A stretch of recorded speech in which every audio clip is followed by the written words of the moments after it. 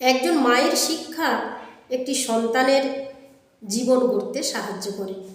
তার প্রত্যক্ষ প্রমাণ স্বামী বিবেকানন্দ। স্বামী বিবেকানন্দের মা ছিলেন ভুবনেশ্বরী দেবী। তিনি ছোটবেলায় তার পুত্র নরেন্দ্রকে বলতেন যে নিজে পবিত্র থাকবে, নিজের মর্যাদা নিজেই রক্ষা করবে, অন্যের মর্যাদা কোনোদিন লঙ্ঘন করবে না। তবে প্রয়োজনে তুমি দৃঢ় হবে, প্রতিবাদী হবে। তিনি বয়সে বড় হলেও যদি তোমার সম্মান রক্ষা না করেন, তুমি কিন্তু তার প্রতিবাদ করবে। স্বামী বিবেকানন্দ ছোটবেলা থেকেই মায়ের সে শিক্ষা অনুসরণ করেছিলেন। তিনি জানতেন কিভাবে নিজের সম্মান রক্ষা করতে হয়, আর অকারণে তিনি অন্য কারো সম্মানও লঙ্ঘন করেননি।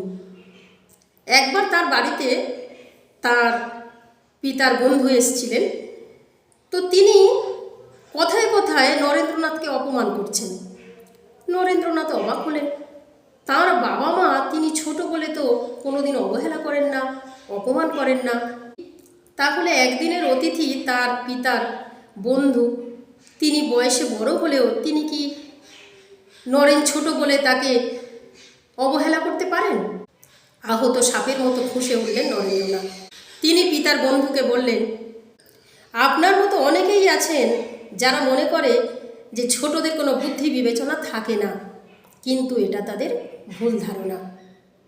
একটি ছোট্ট বালকের মুখ থেকে এই কথা শুনে তার পিতার ওই বন্ধুটি খুব লজ্জিত হয়েছিলেন এবং তিনি ছোট্ট নরেনের কাছে তার ভুল স্বীকারও করেছিলেন।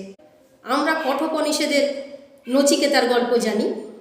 বিবেকানন্দ কিন্তু নচিকেতার শিক্ষাকে খুব মান্যতা দিতেন, তিনি খুব শ্রদ্ধা করতেন, নচিকেতার পথ তিনি অনুসরণ করতেন। নচিকেতা বলেছিলেন যে আমি অনেকের মধ্যে উত্তম হতে পারি, মধ্যম হতে পারি, কিন্তু অধম কখনোই নয়।